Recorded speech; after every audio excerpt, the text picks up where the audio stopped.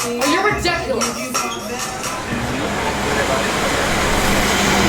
It's just easy to get lost in these conceptions of ourselves. You know, this idea of like who we should be, what we should be. It can be as basic as like an artist or a photographer or whatever, or it can be as deep as being like, you know, a partner or a father or a son or a family person or whatever.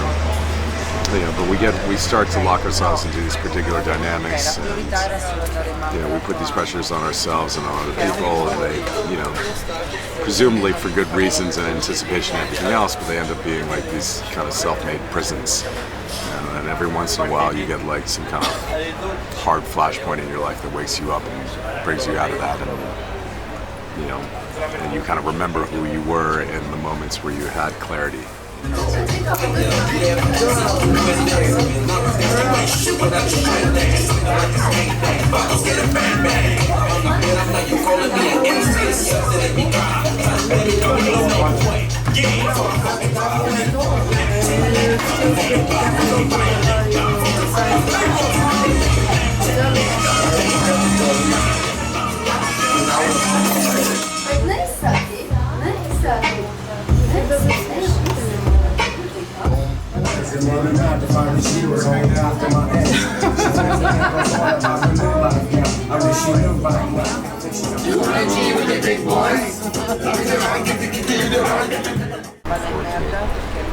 Carter, we're going to do the, so here's the update from Barcelona, Spain.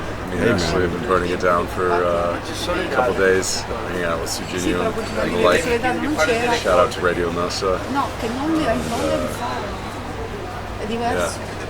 Here we are.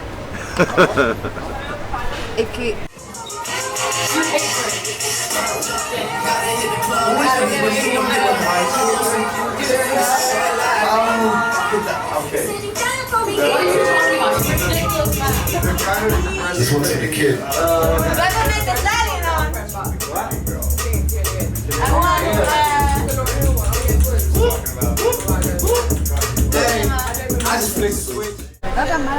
What is the wackest shit you've ever seen in Barcelona? Wackest shit?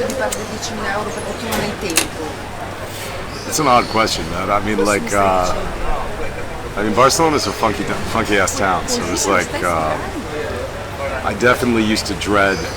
I was living in Barceloneta and I hung out in Raval a lot, and like Barca Gothic. And there's some point at night where you're coming out of the clubs where it's this fucking mad obstacle course where you get through the Barca Gothic and it's nothing but fucking Middle Eastern drug dealers trying to fucking sell you something real aggressively and getting pissed off when you say no, and then you break out onto the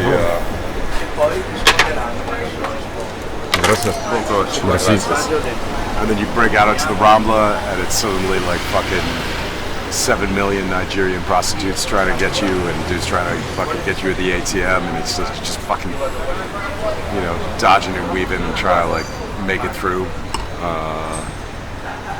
That's I don't know if that's the wackest shit, but that's like a whack nightly experience you got, or at least I used to get like a couple years ago. I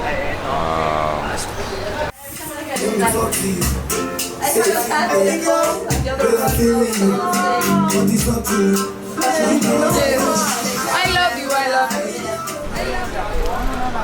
Funny language you guys are speaking. Now that I'm ready for my close-up, please excuse me. Just 1 minute. I just have something in my mouth. Oh, that's crazy. You listen to Radio Nossa. Okay, what? Can you tell me what's brilliant about Barcelona? I mean, everything. Barcelona is, you know, everything from the food to the culture to the people to the architecture. I mean, it's a vibe. Like I lived in Scotland for like 3 years, and I was in Edinburgh, and everyone's like, Edinburgh was incredible, it's wonderful, like, the Fringe Festival in the summertime. And I'm like, yeah, that's like a week. You know, like, and they always would come to visit me in that time period, being like, oh, it's such a beautiful, gorgeous city, like, and the festival's really cool, and the weather's great. And I'm like, dude, like 90% of the year, it's like, there's no sun. you need an actual like UV lamp to get enough vitamin D throughout the year. And like, yeah, it's architecturally beautiful, but it's full of twats. And then every once in a while I go to Glasgow, and Glasgow is hideous looking, but fucking the people are real. You go in a bar, you might get in a fight, but like you're gonna hear like some real living human poetry. Like it's an amazing music and art scene, and like, you know, it's great.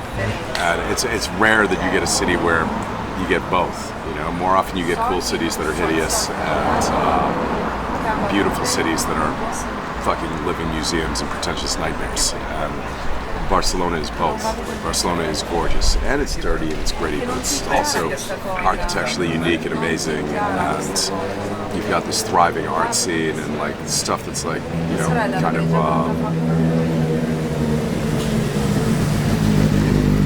stuff that's like conflicting. Like, you know, you go out to a club and you're like, oh my god, like the music's terrible, but you're still dancing. You know, it's like I got this guy fucking with the motorcycle behind me. He's living his best life despite the fact that he's like fucking up my sound. I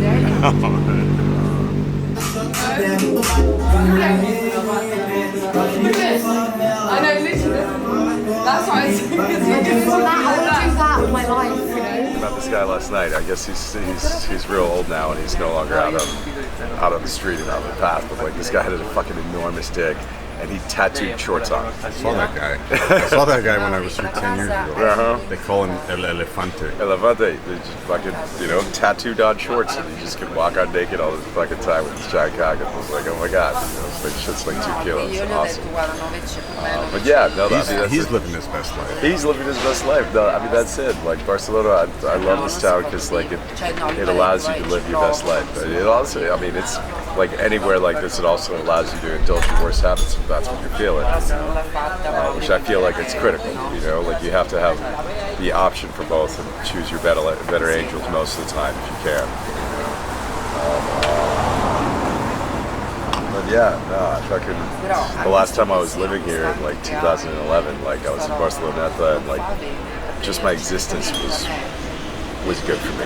You know, I was walking like 5 miles a day just to get from my apartment to like where I'd be hanging out in the afternoon, like dancing all night long and just chilling and rocking, being myself and having that be good and appreciated. You know?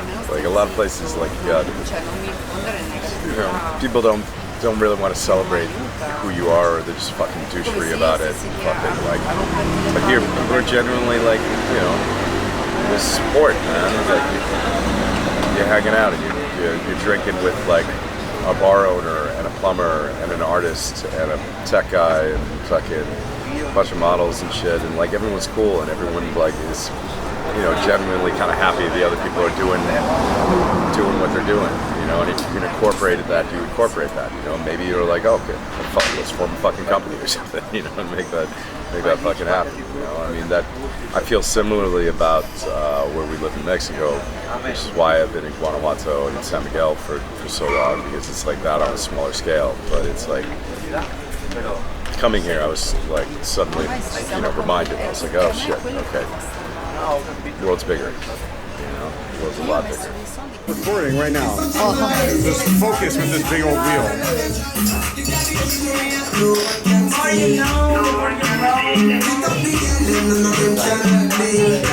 Oh.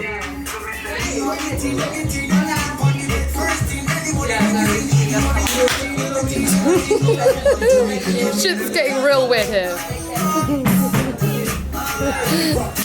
That's ridiculous. Oh no. We're focusing on the wrong way.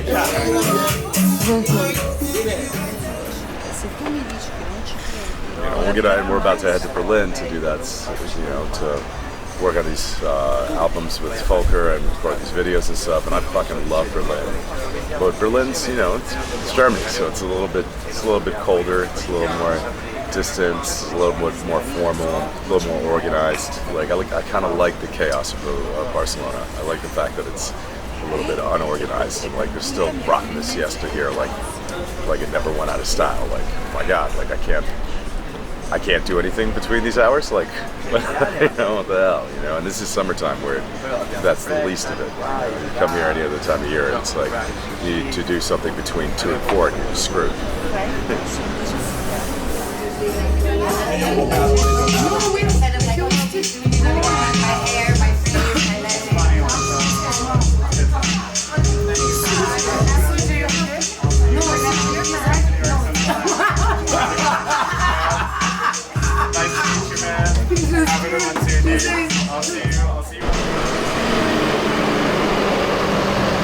Why don't they have tiny garbage trucks in Guanajuato? That's what I want to know. Like, they're so damn cute. I don't know how effective they are. I don't know how much garbage they're actually getting. Well, these guys work like 24 hours a day. Like, Yeah, because they got tiny little trucks. They gotta constantly be loading and emptying.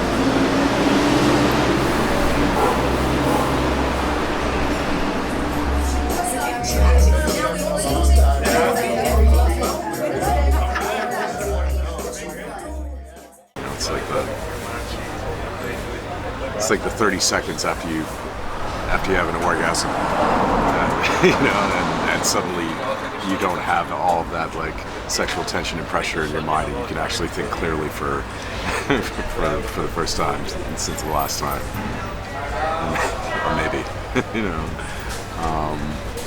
But yeah, no, just every day every day that we've been here in Barcelona, every day that I've got some space to think. I'm coming back to kind of like the strong, independent, like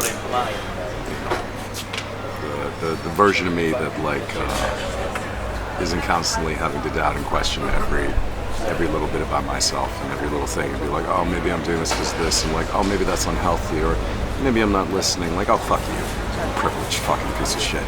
I can like get the fuck out of here. Take that therapy right up your fucking ass. Sorry, I'm sounding a little bitter. Maybe you can go find yourself and there's no anorexics in Africa. Fucking find yourself.